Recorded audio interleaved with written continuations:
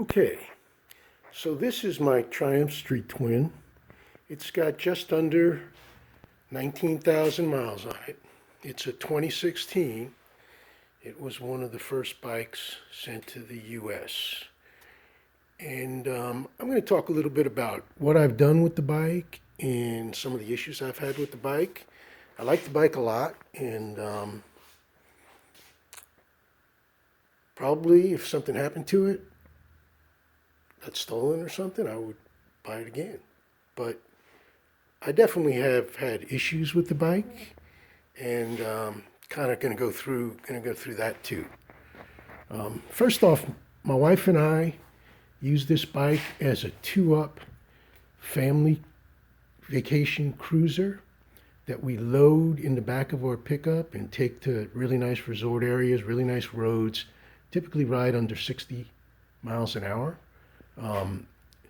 The Triumph Street Twin is really a commuter, and the seat that they put on the Triumph Street Twin is fine. It looks good, but it's really designed so that you've got a commuter, and if you want to take your friend for a ride, you can take your friend for a ride. But since my wife doesn't have a 6-inch wide butt, the seat did not work for my wife.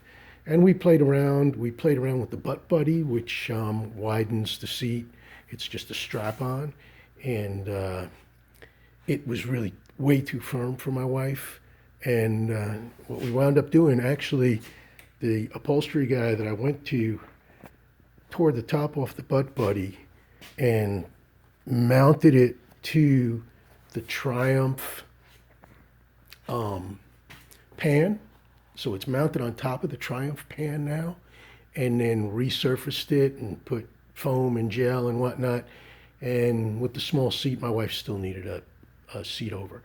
And actually now we're using Airhawks, but the Airhawks are on the bigger cruiser.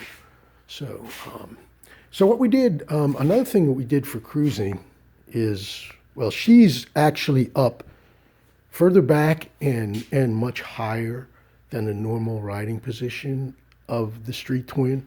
So we raised her pegs with these Kuryakin offsets, and actually wound up having to buy Harley pegs, which she likes because she likes having a wider surface for her foot.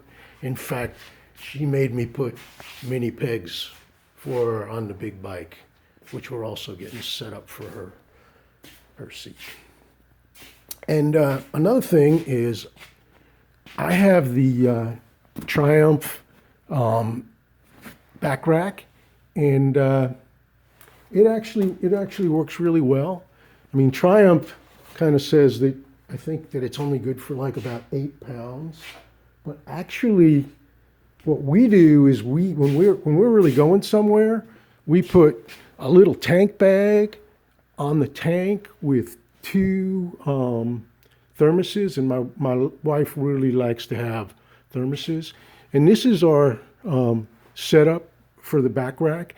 What we do is we put a 12-pack cooler with real horse saddlebags around it, strapped to the back rack of that little luggage rack. And then we put the roll bag, which actually expands, on top of that. And I've weighed it, and it's as much as 30 pounds. So when we're fully loaded cruising, we're not going real fast, but we're probably over 400 pounds fully loaded. And then, which the bike is supposedly rated at 460, and that monster, which can really handle it, is only rated at 408. But anyway, that's something different. That's ratings of motorcycles and whatnot. But what happens is, this whole setup here, when we've got our cold weather gear and our rain gear on it and the 12-pack cooler, and it's loaded, can weigh as much as 30 pounds. And then my wife, who weighs just under 150, is back here, and she's further back and further up. So the bike is well loaded when we load it up, but it still works. This is a Dalco luggage bag. The set costs like freaking $35 if you buy it directly from Dalco. I think I recently got a set of them, well, about a year ago for $25 because these are already 4 years old and they're getting a little bit tired. But I haven't even bothered putting the new ones on because they work great. It's just unbelievable how well they match the bike for almost nothing. What I wound up doing, and I've got to clean it up, I don't care much about looks, but I put a little plastic rod in here and then hang the Dalcos off, and I really got to make it, it's really easy. All I got to do is drill this and put a little clip or something so that they stay out a little bit better. I also upgraded the suspension, and especially for two-up riding, the OEM suspension is marginal at best, let's say. And I did go with the Tech shocks, and this is just a little pad I have that holds off my bag here. And the Tech shocks, these are damper adjustment and gas, and of course preset on the spring.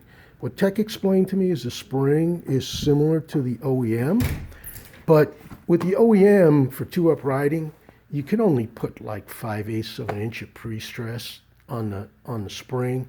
Where this shock, I mean, you can put like 1.5 inches or something like that. Now I don't use it all, but when we got the bike fully loaded, I have this shock pretty well cranked down, and it makes a huge difference if you're riding on the highway and you have crosswinds and stuff like that. I mean, the bike doesn't get blown around near as much. And additionally, when you get the Tech suspension, you get progressive springs in the front, and you get preset adjustment there, which I don't use. I have it backed up. I'm real short, and I just like the bike is as low as possible. So some of the things I've had issue with as you get into the suspension is the tires. The tires that the bike's delivered with, the Pirellis, I did not like them. I found them to be unpredictable when I first got them, and it just got worse as the mileage went on. Now, we do a lot of two-up and high-load riding, so my tires get straight up wear. Now, these are Michelin Pilot Actives, and I like them. They do really, really well. I think anything you put on the bike other than the Pirellis is good. Triumph tried to keep this bike with bias ply sizes, and actually when you get the Pirelli, they went to radial on the back because they had so much trouble managing the torque of the bike. And this one's the little one. It's only 900 cc's, but it's reasonable high torque, and it's geared lower than the bigger bikes. So the rear tire has to handle some torque if you give it any gas. But as I said, it started out being unpredictable. If you hit anything in the road, a stone, a slippery snake or something like that made the tire break loose, it's almost like, hold on to your butt because, you're going to have to really press reset and totally start over again, where the Michelins would easily grab. And the other problem you had is applying torque to the rear tire and negative torque to the rear tire, slowing down. It had a tendency, especially once it had a lot of miles on it and started getting a wear pattern back here that was very flat. I mean, it just would let loose like crazy. In fact, the experience I had, I ran it for, I'm going to say 7,000 miles, and I started to notice that it was getting really pretty shaky at 6,000 miles. And then my wife and I took the bike to Big Bend, and we rode around Big Bend, and we didn't have any problem at all because with her weight on the back seat, I had enough traction with the rear tire. But as soon as I got back to Texas and started riding it around town, I felt like the bike was dangerous, really dangerous. I mean, even slowing down for a light, all the rear tire would start coming out. I immediately got those tires off the bike and never put them back on. And actually, the second rear Michelin Pilot that was put on the bike, I was taking my wheels off and taking them to the local Honda dealer. And the second rear tire they put on reverse rotation. And within 2,000 miles, I was having the same kind of problem with the rear tire. And don't get me started on motorcycle dealers, but I took it back to them and they wouldn't change it. So now I changed motorcycle tires myself, and I make sure I put them on in the correct rotation. And that is the tire that was bad, but of course I reversed the rotation and now it's great. So, but that's my issue on the tires. In fact, I'd have trouble buying another one of these bikes from a dealer who made me take it with those Pirelli tires on it. I just can't see why the bike is delivered with those Pirelli tires. Okay. Additionally, another thing that I had with the bike as I'm looking at it is, and this is an issue that has since been corrected by Triumph, but mine was one of the original ones delivered to the United States. And with that tire traction issue, I guess Triumph said that they worked for, a year developing the tires with Pirelli or whatnot in Spain. And I guess one of the recommendations that came from Spain was to make the wheelbase a little bit longer. So what Triumph did was they pretty much like made this rear swing arm about a half an inch longer or something like that. But the original bikes that got delivered and basically made the chain 102 links instead of 100 links. But the original bikes that were delivered with a 102 link chain and a shorter swing arm. So the guys who got the original bikes wound up having their chains basically be non-adjustable. So as you started stretching the chain doesn't stretch very much. It doesn't have to be adjusted that much, but if you don't have adjustment and it starts getting really loose, it starts ruining your sprockets. And for the guys who didn't know about it right away, Triumph never did anything for them. So probably would have been something that I would have gone to the Triumph dealer for to get a new drivetrain, but the fact that mine kind of went early, and I felt it was a problem of Triumph's that they wouldn't stand behind. I wound up now I do the chains and sprockets myself too, and I actually was able to do this bike. And you have to work closely, work with calipers. I would watch the video that Del Boy puts out for cutting chains and remaking chains. I did it with a little freaking Harbor Freight tool. I don't know whether it costs $15 or, if you have the coupon or whatever. And I was able to do everything with that. And I mean, I did it like, I'm going to say 3,000 miles ago. And I really watch it closely with the link with my calipers and whatnot. And as far as I'm concerned, it's perfect, like it was done professionally. So I was amazed by how easy it was to do the chains and sprockets on this little beast. It's pretty easy to work on. Okay, so I've got a little National Cycle Shield on this thing, which works for the kind of riding I do under 60 miles an hour, but I still get kind of buffeted on the head. And I put the self-canceling STS turn signals on it. Another thing that I found is the mirrors. They supposedly don't work at all if you're big, but I'm little. And they kind of work for me, but it's really hard for me to get good vision to the side and see what's behind me. So I was playing around with bar end mirrors, and this bar end mirror is not really good in that if you had two of these, your images would be too small and you wouldn't feel comfortable with it. But I just bought one of these to see what it would do and threw it on the bike and realized if I use this for a rear view mirror and these for side view mirrors, kind of like you would in a car, it worked really, really well. So, I mean, for what it's worth, that's kind of what I did there, and it might help somebody out. I don't know. So I guess I talked to the tires and the drivetrain. Another major issue that there seems to be on the bike is the recall that Triumph had on the wires. I don't know, I think they call it harness tighty or something like that.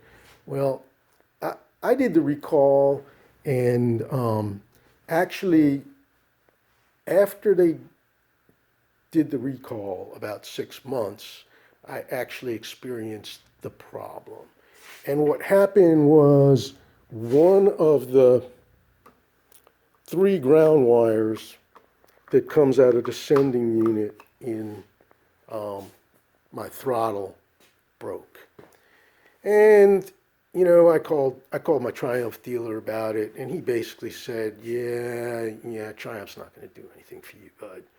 So I said, and he said, yeah, bring it down, we'll fix it for you, yeah, great. So I had already had the bike apart to figure out what was wrong with it. So obviously there was no point in me driving 45 minutes to a Triumph dealer who's going to probably charge me for a whole new wiring harness or whatever. So I basically went and I have a little Triumph Chilton's manual, and I pulled the plugs on the ECM and checked out the pinout and opened up my light can and basically tested for the broken wire. And it was a ground wire, and of course 3 ground wires, they're all brown and whatnot. But as long as you have the pin out on the ECM plugs and your pin over here, you can tell which one is broken. And then I just kind of spliced in here, you pull the tank off, lace around, and I'm not really sure which one of my wires in here is the one without, it's for the purpose of this video anyway. There's a single wire that's probably taped in anyway. So anyway, I try to watch the harness going around my headstock, and I was just looking at it the other day on the bike, and had the bike up on a stand and started turning the guys. And this thing, I mean, as it's a little bit cold, it's just such a pain in the ass to keep everything laced the way Triumph wants it, with as much stuff as they got going on and as short as they have the wires. In fact, what I noticed when I was looking at it, and I actually wound up coming back when I ran the jumper wire in, a lot of the guys said, put your clutch cable on the inside instead of the outside of these cables. And I did that, and it seems much better to me. And it seems like there's a lot less noise when I go full stop to full stop on the turns. But still, now with it being a little bit colder, I was looking at it, and this sucker, this is the Triumph Fix, right? Well, it's got a pretty sharp edge on it, and it was cutting into all the wires right here. So I wound up actually loosening up the screws that my Triumph dealer did, and I left it here, but I put a piece of edge trim over the edge of here where it was cutting in. And I keep always looking at the thing and trying to put more rubber tape and and lace it up and tie wraps and stuff. And I may be making it worse because it definitely makes a bunch of noise going full stop to full stop, but it's just, what are you going to do when they design the bike this way? I don't know. So kind of like, to me, I like the bike. It doesn't really matter. It goes into limp mode. It didn't leave me on the side of the road.